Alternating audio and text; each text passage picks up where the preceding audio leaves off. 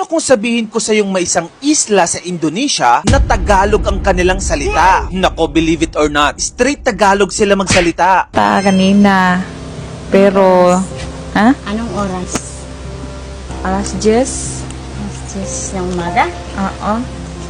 Nakawagayway pa nga ang ating bandila sa kanilang isla. Teka, ba't ganyan? Anong nangyari? Mga Pilipino ba ito o Indonesians? Tara, alamin natin. Meet Miangas Island, isang isla sa Indonesia na hindi mo akalain na halos Pinas vibes na ang kultura. Located ito sa hilagang kanluran ng Sulawesi. Pero ang catch, mga 198 kilometers lang ang layo nito mula sa Davao City. Kaya naman kahit sakop ito ng bansang Indonesia, Tagalog pa rin ang ginagamit ng mga tao dito. Close talaga ang mga residente ng Sulawesi sa kulturang Pinoy. Pero saan at paano nga ba nagsimula itong unexpected connection nila sa atin? Let's find out.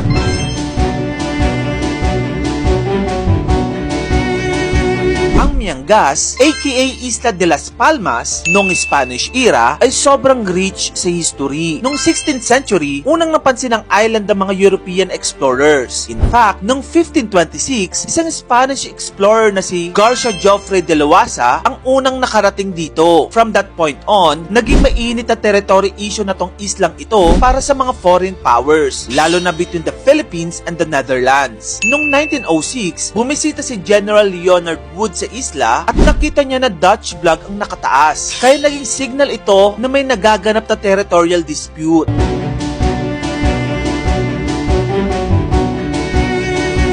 Ito na ang drama. Noong 1898 sa Treaty of Paris, naisama ang Miangas bilang southern boundary ng Pilipinas, which made things super confusing pagdating sa ownership. Then, noong 1928, nagkaroon ng arbitration ruling at officially naging part ng Netherlands ang Miangas. Pero teka, di pa tapos ang story. Fast forward to 2014, may formal agreement ang bansang Indonesia at Pilipinas na nag-confirm na Indonesian territory nga ang Miangas Island. Pero kahit na ganon, ang puso ng mga residente, feeling nila ay rooted pa rin sila sa bansang Pilipinas. May mga umaasa pa rin na baka isang araw, maging parte na ang Miangas as Philippine Island. At kung napapatanong ka kung paano nga ba talaga nila na-adapt ang wika ng Tagalog, well, ito ay dahil sa malalim at mahaba nilang century-long connections sa kanilang Filipino heritage.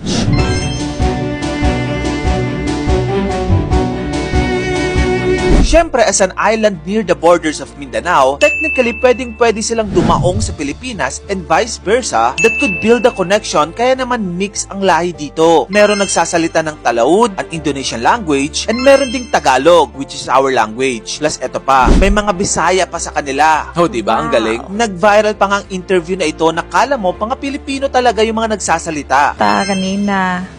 Pero, Anong oras? alas 10? Alas 10 ng umaga? Oo. Ba't hindi ako tinawag? Sumama ako.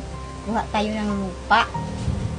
So with the population ng Miangas na nasa around 816 people pa lamang, sobrang limited lang ang kanilang facilities like their schools and other livelihoods. May mga residente talagang pinipili na lang lumaot papuntang Mindanao just so they can send their children for a better future dito sa Pilipinas. In fact, hindi lang wika natin ang kanilang pinipiling gamitin dahil may mga residente na rin doon na pinipiling manirahan sa Pilipinas at gusto na rin magpapalit ng citizenship. Wow. Ganyan kalalim ang impluwensya nating mga Pinoy. So ayan na nga ang kwento ng Miangas Island, isang isla na puno ng history, territorial drama, at strong Filipino spirit despite being part of Indonesia. Ano sa tingin mo? Parte ba talaga ng Pilipinas ang Miangas Island? Hayaan na lang natin ito na maging parte ng Indonesia. Tara, pag-usapan natin sa comment section. At kung gusto mo pa na mag-ito pang klaseng content, dito lang yan sa channel ko, kaya follow ka na. Yun lang, maraming salamat sa panonood!